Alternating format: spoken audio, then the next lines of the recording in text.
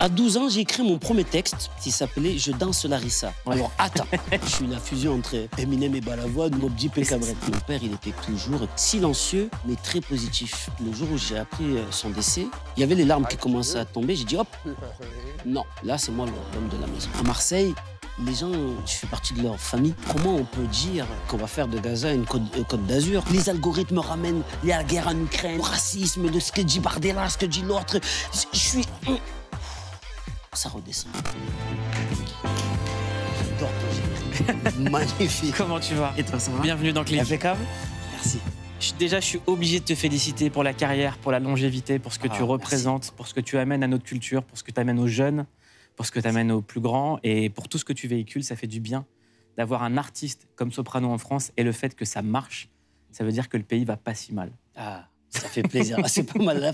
J'aime bien la chute. Exactement. Tu sais, tous les soirs, quand je suis en tournée, je dis la même phrase à mes collègues. Je dis quand même, par rapport à ce que les réseaux sociaux nous montrent, les déchirures, les médias et tout, quand je regarde les concerts et que je vois toutes ces générations, ces cultures mélangées et tout, je me dis que ça va quand même. C'est pas... Ça va. Ça fait plaisir. Et ton succès, c'est révélateur de ça aussi. Il raconte une France unie, ton succès. Ben, en fait, c'est un peu le combat que j'ai depuis le début, depuis que j'ai commencé, vu que je suis de la génération qui a grandi avec autant le rap qu'avec le hit machine, avec la variété, la soul et la musique africaine, tout se mélange. Je me suis dit, si moi j'aime tous ces mélanges, pourquoi je serais unique? Il y en a plein qui vivent comme moi, avec des émotions différentes et qu'ils arrivent à vivre ensemble. Donc je pense que on peut le faire et ça a toujours été mon rêve. Depuis que j'ai vu l'école du micro d'argent cartonner, voir des gens écouter l'école du micro d'argent venant des quartiers riches, des trucs, j'ai dit, mais c'est possible en fait.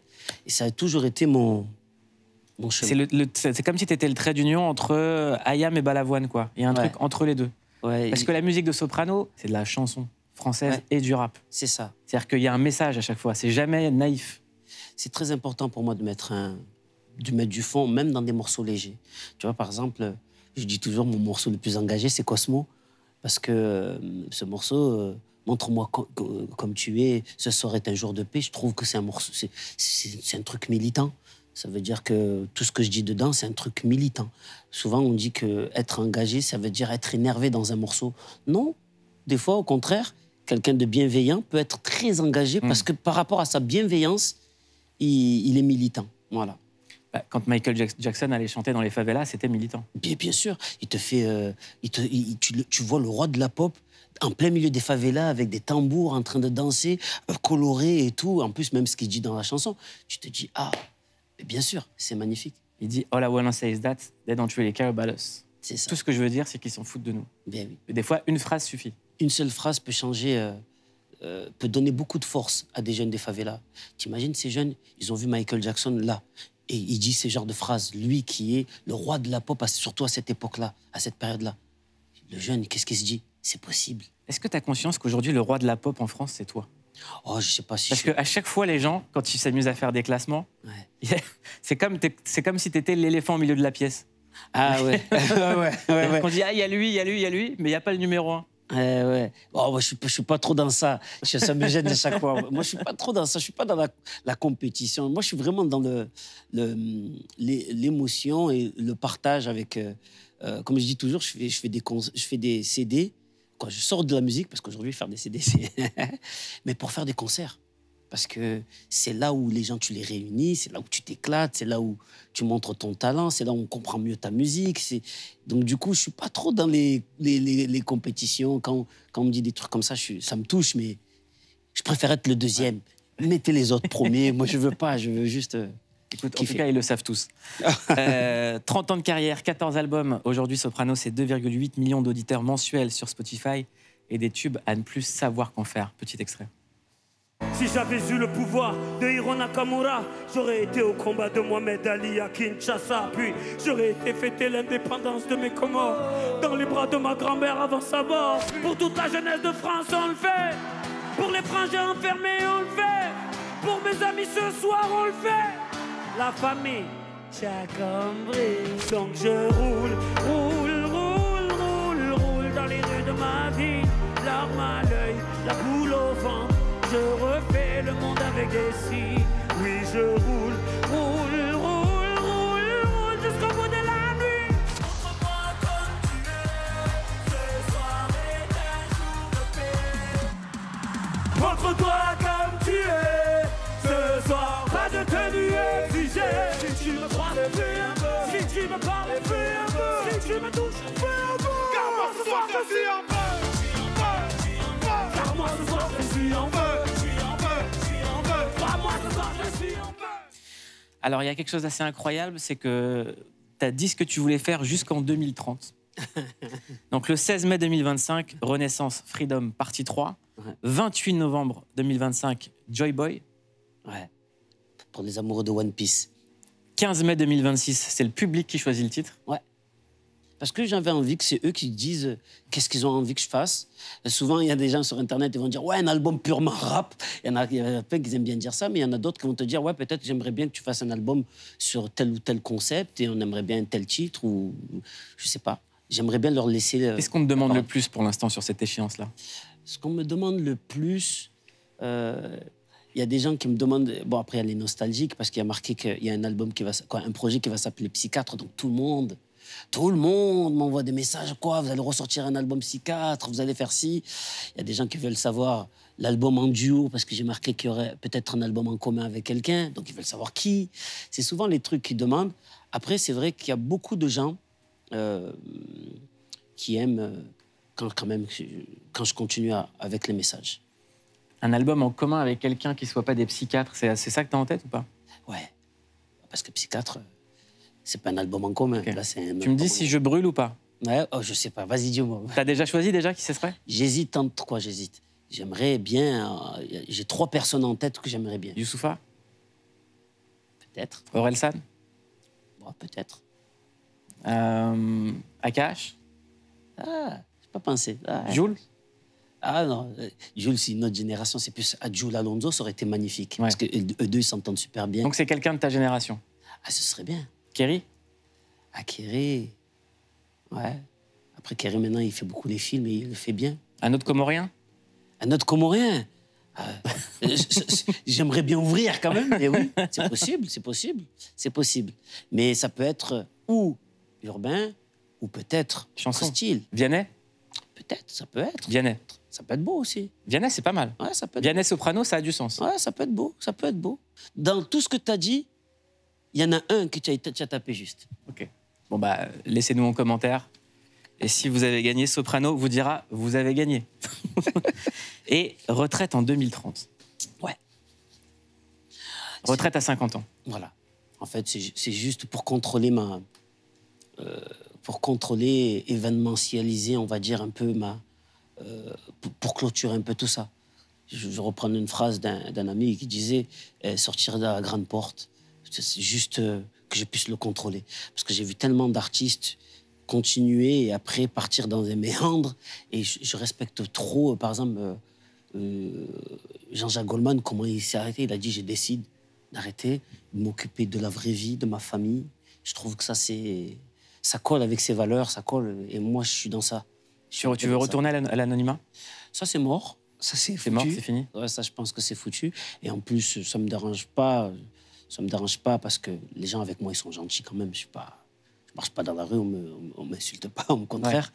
Ouais. Mais c'est justement pour marquer un truc, dire que voilà, là, c'est mes 50 ans. Ça fait tellement longtemps que je donne. Je vais essayer de faire un grand concert, j'espère. Pour mes 50 ans, on le fait sur le Champ de Mars avec toutes les générations qui ont suivi ma musique depuis les psychiatres de la rime jusqu'à aujourd'hui. Et qu'on fasse une grande fête et que ça laisse un grand message qu'un jeune des quartiers qui vient de Marseille, dans les quartiers nord de Marseille, il a pu faire un truc comme ça. Je trouve que ça laisse socialement un super coup, quoi, une super image. Et aussi peut-être le cinéma, quoi, peut-être. Faire du cinéma et un peu produire d'autres artistes, me concentrer un peu plus, enlever un peu quelques poids et être un peu plus, profiter un peu. Ton histoire, elle mérite d'être racontée au cinéma parce qu'on ne se rend pas compte de tout ce que tu as traversé. Ah oui, ça c'est sûr que ma vie, elle est un peu spéciale. Elle est positive quand même. Tu as vu, bien sûr, comme tout le monde, il y a des hauts et des bas, mais elle est positive parce que j'en parlais avec un collègue tout à l'heure, en plus, dans le taxi en venant là. Ça faisait longtemps que je ne l'avais pas eu, je l'ai eu au téléphone. J'ai dit, quand même, t'imagines, je me lève à 14 ans, je me dis, je vais faire de la musique. Même pas 3-4 ans plus tard, je rencontre Akhenaton. Juste après, on arrive avec mon groupe, avec mes cousins. Il faut préciser, parce que mon groupe, mais c'est mes cousins. On arrive à faire des tournées un peu partout, à sortir des disques en indépendant qui font des disques d'or. Et après, en solo, ça cartonne comme pas possible. D'un coup, on arrive à être le premier à faire, dans l'urbain, faire des stades. Faire des tournées après des stades. Jamais de la vie, j'aurais pensé, quand je vois d'où je viens, jamais de la vie. Mais c'est pas possible, en fait. C'est pas quelque chose de... C'est pas possible. C'est un truc incroyable pour moi. Moi, ce que j'ai trouvé incroyable, c'est... Je t'en parle souvent, c'est le premier couplet que j'ai entendu de toi, c'était avec Prodigy Namor. C'était de se dire, mais d'où t'avais déjà sorti ce flow. C'est-à-dire, dès petit, t'avais 14-15 ans. Ouais. Il y avait déjà les rimes multisyllabiques, les mélodies. J'adore ça. Il y avait tout. Moi, j'adore ça. J'adore les mots. Mais à 14 ans, d'aller chercher ça. Alors, à 12 ans, j'ai écrit mon premier texte. Et le premier texte, il s'appelait « Je danse Larissa ». Alors, attends. C'est bien de le lâcher comme ça, de l'avouer. Je préfère le dire. C'est bien. C'est que, voilà, tu vois, à 12 ans, on était avec Vincenzo et un collègue à nous qui s'appelle Atem. Avant de commencer, on aimait beaucoup « Je danse le Mia ». Et moi, je voulais faire du rap, je voulais écrire. Et on a fait un remake de la chanson, ça s'appelle « Je danse Larissa », me demande pas pourquoi. Bon, mon pote Atem, il est tunisien. C'est peut-être pour ça qu'on a changé les mots. Mais c'est vrai que les mots, quand j'ai rencontré artistiquement des Solar ou des Cabrel, en fait, j'étais tellement choqué, je voulais faire ça. Je voulais jouer avec les mots, je voulais essayer de trouver le mot qui collerait avec lui, qui ferait de la magie. Et après, comme on m'appelle soprano parce que par rapport à mes mélodies quand j'étais au quartier, je voulais le mélanger et je trouvais que, tu sais, c'est plus dur, par exemple, de trouver la formule qui parle à tout le monde que faire une formule de niche. Et j'étais fan de Michael Jackson parce que Michael Jackson, il arrivait toujours à trouver la formule qui parlait à tout le monde. Je trouve que c'est trop dur. Je trouve que c'est beaucoup plus fort. Quand, par exemple, j'entends ce que envoie Gims en ce moment, qu'il arrive, bam, bam, je trouve que c'est extraordinaire. C'est pas tout le monde qui peut faire ça. Tu peux pas faire.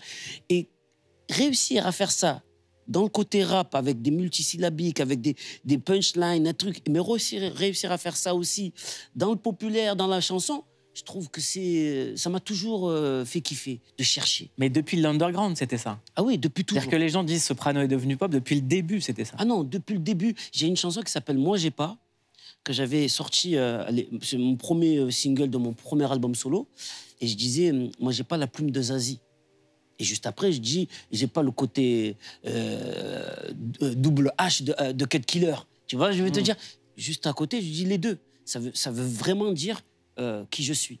J'ai grandi avec ces deux styles. Je dis souvent, je suis la fusion entre Eminem et Balavoine, ou Mobb Deep et Cabrel. Ça va dans le sens de ce que disait Arsenic à l'époque. C'est-à-dire qu'on fait du rap français. On fait du rap français. On a grandi en France. Les Américains, eux, ils écoutaient de la soul.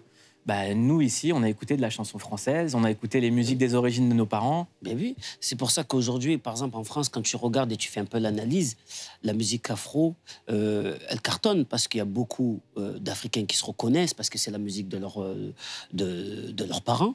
Mais je me rappelle l'époque de Ryan B. Fever, ça cartonnait, parce que dans mon quartier, il n'y avait que des Algériens, des Marocains. Et ben, en fait, c'était la musique qu'on écoutait tout le temps. Et quand la FF est sortie, je ne sais pas si tu te rappelles, mais c'était beaucoup de samples de pop de l'époque. De funk et tout ça. C'était la musique que mes grands frères écoutaient Supertramp, ils écoutaient Champagne, d'un coup, après, ils écoutaient Tracy Chapman. Et donc, du coup, on se reconnaissait et c'est pour ça qu'ils cartonnaient. D'ailleurs, il le disait, j'ai grandi en écoutant Kool and the Gang, c'est ce que disait la FF. Ils ont grandi avec Kool and the Gang, simple, funky, funky, family funk. Nous, on a grandi avec tous ces trucs-là, tous ces mélanges-là. Donc, du coup, c'est normal que nous, on fait du rap... je ne veux pas dire du rap en français, c'est Dafoun qui disait ça. On ne fait pas du rap français, je fais du rap en français. Très bonne imitation.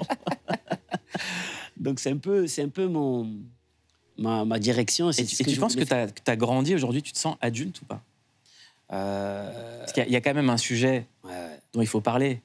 C'est ton âge. Ouais. Je sais que les gens, ils sont choqués quand je dis. La dernière fois, je ne sais plus avec quel artiste, et j'étais là, il me dit, ouais, et tout. putain, mais quand même, tu en as vécu des choses et tout. Putain, à 36 ans, quand même, tiens. J'ai dit 36. J'ai dit, rajoute 10. Elle fait quoi? J'ai dit, ah ouais, j'en ai 46. Elle m'a dit, mais quoi? J'ai dit, ça m'a fait rire. Sa réaction m'a fait rire. Je sais pas si il y a que Pharrell Williams et Freezer qui vieillissent pas comme toi. Freezer. C'est vrai que Freezer, il change pas. Il change pas. Freezer, il change pas. Je sais pas si je suis un adulte. Je suis un adulte par rapport aux responsabilités que j'ai, mais je suis un gamin parce que je suis toujours en train de chercher des idées pour faire de la musique. Je suis toujours un bousier de manga. Et pour toi, les enfants, c'est aussi un public extrêmement important. Oui. Tu es connecté avec eux. Ouais, je trouve que c'est le... Si je dois revenir un peu dans le sérieux, si tu donnes un message aux enfants, ben demain, ils vont construire peut-être quelque chose de mieux que ce que nous, on a fait. C'est eux à qui il faut donner des valeurs, c'est eux qu'il faut leur donner de l'espoir, c'est à eux qu'il faut leur donner des étoiles dans les yeux, c'est eux qu'il faut faire rêver, c'est eux qu'il faut tout donner. En ce moment, tu es en tournée, Ouais. C'est le Freedom Tour. Tu seras à Lille, Décathlon Arena le 31 mai, Marseille, Orange Vélodrome, 11 octobre à Paris, à l'Accor Arena du 11 au 14 décembre 2025. Ce mot Freedom, qu'est-ce qu'il signifie pour toi? Parce qu'avant, on pensait que c'était quelque chose d'acquis. Non, Et maintenant, on comprend que c'est de plus en plus compliqué. c'est un peu compliqué, tu sais. Ma tournée, on a fait une histoire où il y a une intelligence artificielle qui est arrivée et qui prend le contrôle du monde. On est en 2040. Donc, tu vois, mon décor, il est un peu chaotique. On voit... Donc, ça fait 10 ans que tu es à la retraite. Voilà, ça fait 10 ans que je suis à la retraite. Et j'essaye quand même de reprendre des concerts pour réunir les gens contre cette intelligence artificielle que nous, on a appelée Nadi. Tout le show, on raconte l'histoire de comment, en sous-marin, on essaie de réunir les gens. Je vais spoiler un peu la scène, mais il y a la tête de la Statue de la Liberté cassée, tombée par terre. Elle est sur la scène. Et on me voit accroché dessus, parce que je m'accroche à la liberté. Parce que justement, aujourd'hui, quand je regarde un peu quand j'entends beaucoup de propos de Trump, je suis révolté, moi. Comment on peut dire qu'on va faire de Gaza une côte d'Azur? Comment on peut dire, bon, maintenant, c'est moi qui décide si c'est la paix ou pas la paix? Comment on peut dire, vous faites comme ça, on ferme les Mexiques? Comment on peut... Je me dis, on dirait que ça y est, ça passe, tout passe, et que personne ne peut réagir, personne ne peut rien faire. Et je me dis qu'on est vraiment, vraiment en train de vivre quelque chose qui est un peu la bascule d'un nouveau monde. Qu'est-ce qui te rend optimiste? La nouvelle génération qui arrive. Eux, ils me rendent optimiste. Après, les réseaux ne me rendent pas optimiste. Parce que c'est beaucoup... je parlais hier de ça avec ma sœur. Je disais, moi, j'ai pas de réseaux sociaux sur mon téléphone. C'est mes frères et sœurs, mes amis qui gèrent tous mes comptes. Je dis... À chaque fois que vous me faites réactiver, par exemple TikTok, vous me dites « faut que tu postes », j'ai réactivé, je suis négatif parce que les algorithmes me ramènent la guerre en Ukraine, me ramènent ci, me ramènent le truc à Congo, me ramènent la négativité, le racisme, ce que dit Bardella, ce que dit l'autre. Je l'ai enlevé pendant un mois, d'un coup, ça redescend. Alors imagine les plus jeunes. Les plus jeunes, ils vivent ça tous les jours, dans ce truc de négativité, dans cette noirceur, tous les jours. Ça me fait peur. Donc, je pense que les réseaux sociaux, c'est pas un truc qui me rend optimiste, mais le potentiel de la nouvelle génération me rend optimiste. C'est juste c'est à nous de leur montrer qu'ils ont du potentiel pour pouvoir faire quelque chose de bien. Parce que si on laisse les adultes... Freedom, c'est la liberté. Toi, tu as toujours eu ta liberté de parole. Tu t'es jamais censuré sur aucun sujet. Non, toujours. Après, j'essaie d'être juste, parce que quand il y a des sujets un peu importants, il faut trouver de la nuance dans ce qu'on dit. Je trouve pas que les réseaux sociaux, c'est un truc où il faut s'exprimer, parce que c'est sort du contexte. Et en plus, tu vas mettre une affiche pour soutenir telle ou telle cause, mais 2 secondes après, tu fais autre chose. En fait, tu as fait ton BA de la journée. Je pense que c'est pas comme ça. Il faut être dans l'action, il faut être dans le social un peu plus présent, que ce soit dans les textes, que ce soit dans les associations, que ce soit avec les jeunes, parler avec eux. Je trouve que c'est beaucoup plus militant pour moi. Ça, c'est mon avis. Hein. Et c'est pour ça que, quand même, moi, ma liberté, je l'ai parce que je fais ma musique, je la fais comme je veux. Si j'écoutais les gens, quand j'ai commencé, qui me disaient « Sopra, pourquoi tu fais une chanson comme Clown, c'est de la variété ou je sais pas quoi, fais du rap, j'aurais pas été moi. » J'aimerais qu'on parle d'un de tes plus beaux textes. C'est le morceau « Quoi qu'il arrive, ça va aller ». Ouais. Parce que dans le rap, souvent, il y a eu des très beaux morceaux sur les moments. Il y a eu Mamalova d'Oxmo Puccino, il y a le morceau de Pete Bacardi, Si loin de toi, et il y a ce morceau sur ton père. J'aimerais qu'on écoute. J'ai des larmes qui aimeraient bien tomber, mais ma fierté l'interdit. Car dans ma mémoire est bien gravé ce que papa disait avant de partir. C'est un morceau que tu as fait en hommage à ton père, qui travaillait sur les prés pétroliers. Tu parles d'un père toujours absent quand il était petit, qui a tout sacrifié pour ses enfants. Qu'est-ce qui était dur pour toi dans ce morceau? Et qu'est-ce qui fait que même là, quand tu l'entends, c'est toujours compliqué à écouter? En fait, cette chanson, c'est une chanson très positive dans le sens où elle dit « Un jour tu pleures, un jour tu ris, quoi qu'il arrive, ça va aller ». Parce qu'en fait, mon père, il était toujours, comme beaucoup de papas africains, silencieux, mais très positif. Ça veut dire que toujours, c'était cette fameuse phrase que nous, on dit chez nous « Inch'Allah, ça va aller, Inch'Allah. Allez, c'est pas grave, on continue, on avance ».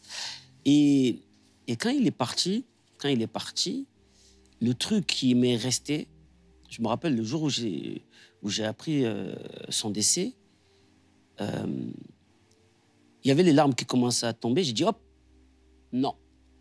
Là, c'est moi l'homme de la maison. Il n'est plus là. C'est moi qui dois tenir. Donc, c'est moi qui dois aller faire tout ce qu'il y a à faire pour honorer son image, pour relever la famille. C'est moi qui va commencer à tout porter. Et j'ai fait de mon mieux. J'espère que j'ai fait de mon mieux. Et cette chanson, c'est un peu ce que je dis. Ça veut dire qu'il y a des fois, il y a des moments où je ferme les yeux, je revois le passé. Il y a un petit air de mélancolie, mais tu ouvres les yeux, tu vois les enfants, tu vois la famille, les frères, les sœurs. Tu dis, ah, c'est la vie, c'est comme ça. Mais regarde, c'est beau, on est ensemble, tous ensemble. Et lui, même s'il n'est pas là, il est avec nous là, parce que c'est lui qui fait qu'on est tous réunis. Et je trouve que ça, c'est un beau message. Est-ce qu'il y a un moment où tu as tout relâché? Dans ma vie, oui, plusieurs fois. Hein. Ouais. Beaucoup de fois, beaucoup de fois. Après, je suis quelqu'un qui sourit beaucoup. Je le dis dans une chanson qui s'appelle C24. J'ai dit, ne te fie pas à mon célèbre sourire. J'ai des soucis à la hauteur de ma réussite. Je résiste comme je peux au revers de la médaille, avec toujours le même équipage autour de mon chapeau de paille. Toujours, on revient à Luffy, mais c'est la vérité. Je suis bien entouré. Et à chaque fois, par exemple, quand je tombe, c'est vrai que les gens, ils ne le voient pas, parce que je suis entouré de mes meilleurs amis, mes frères et sœurs, mes potes de Marseille, les gens à Marseille aussi. Ça veut dire que je tombe, tout le monde fait comment ça s'appelle, autour, et fait comme si tout va bien, pendant qu'il y en a un autre qui vient, qui me répare. Et quand il y en a un autre qui tombe, ben, c'est moi qui prends sa place. Je fais comme s'il n'y avait rien, tout le monde va bien, et il y en a un autre qui vient réparer. C'est un peu l'histoire un peu de notre vie. Donc chaque fois, bien sûr, il y a beaucoup de moments où je tombe, comme tout le monde, je pense. Et c'est quoi qui te répare le plus? Ce qui me répare le plus, bien sûr, c'est ma famille. Hein. C'est ma famille. Et j'avoue, quand j'écris, ça me met un... Il y a des fois, je vais écrire quelque chose, c'est pas super bien, mais il y a des fois, il y a de la magie. Ça, c'est un truc que tu ne contrôles pas. Il y a un moment, la plume, elle arrive. Par exemple, je te donne un exemple de ma chanson « Roule ». Je devais écrire l'album de mon Everest, je n'arrivais pas à écrire. Sia, que tu connais, le DJ des Psychiatres de la Rime, nous quitte. C'est la première fois que quelqu'un de très proche de moi part, et je n'arrivais pas à gérer les émotions. Je ne connaissais pas, je ne savais pas. Chacun, comme on dit, quand il y a un décès, chacun vit les choses d'une manière différente des autres. Moi, je ne savais pas comment faire. J'ai tout gardé et je voulais écrire l'album, j'y arrivais pas. Je me suis dit, bon, un soir à 3 h du matin, j'ai dit, je vais écrire une chanson sur lui, mais qui ne sera pas dans l'album. Mais ça va me permettre de pouvoir continuer à travailler parce que je suis coincé. D'évacuer. Et juste évacuer. J'écris cette chanson en 15 minutes. 15 minutes enregistrées, 15 minutes écrites. J'ai dit, allez, maintenant, on peut commencer. Et en fait, la magie, elle est là parce qu'elle m'a fait du bien. Donc, en général, quand j'écris, c'est vraiment... Ça me fait un bien fou. C'est le meilleur moment pour moi. Il y a aussi ton statut qui est très particulier dans le monde artistique, notamment à Marseille. Ouais, c'est un peu C'est-à-dire que tu es le fils de Marseille, quoi. C'est-à-dire qu'il n'y a personne... Ouais. Je rajouterais même des Comores. Ouais, des Comores. Ça veut dire que ce soit à Marseille ou aux Comores, en fait, par exemple, y a pas de... les gens ne me voient pas comme une star. Ils me voient comme... Il y a des mamans, par exemple, à Marseille, quand je marche, mon fils, on dirait, ils me connaissent, ils me parlent, prends aide-moi avec ça, vas-y. Tu as pas bien, je t'ai vu à la télé, là, tu n'étais pas bien, il faut que tu prennes ça, tiens, ça. Tu vois ce genre de truc. C'est pas genre, fais une photo, c'est viens dans ma vie. Voilà, je fais partie de leur vie. Aux Comores, c'est pareil.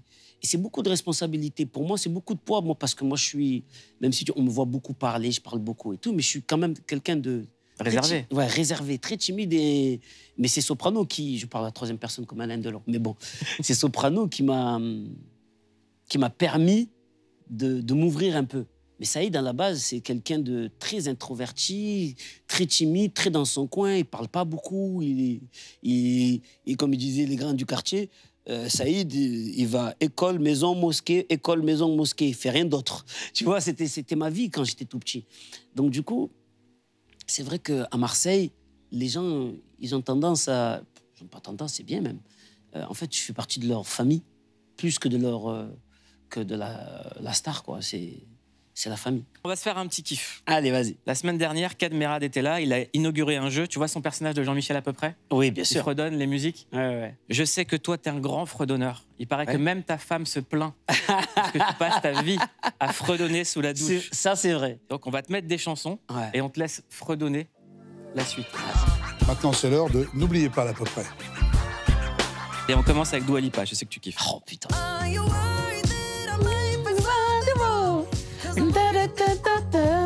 Oh là là, ce morceau, il est lourd.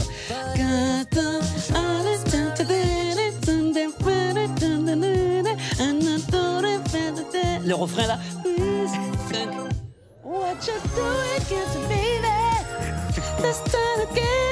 Ah, tu fous ce son, il est trop lourd. Allez, on continue. Un kiff pour toi, Michael Jackson, Smooth Criminal. Ah oui.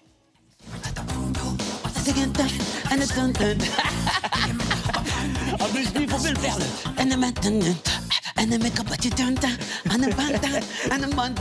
Ça fait Sopra à peu près. Allez, on continue. Toto. Oh. Je vais te donner une anecdote sur celui-là.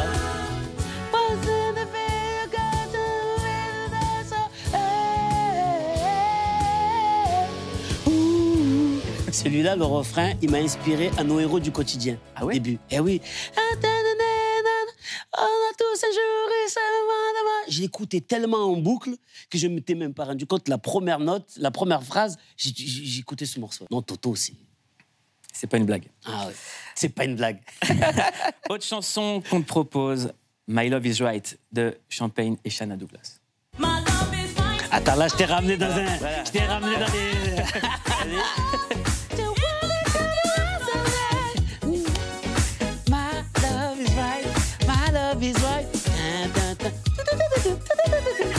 Même les trompettes, je te fais tout.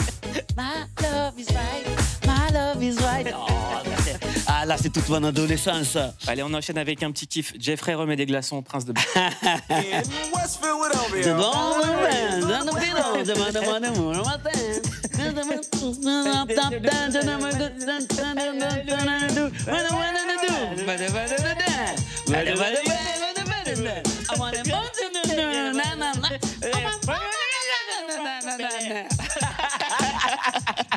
Il nous manquait le truc, on fait ça. Ah putain de Allez, merde. T-Pain. Ce morceau. Attends, c'est quoi là? Baby, I bought you in the back, so need a little persuasion. And you and me. Oh, I can't believe it. Lonely. Là, mon frère, là, il doit être en folie. Attends, le refrain.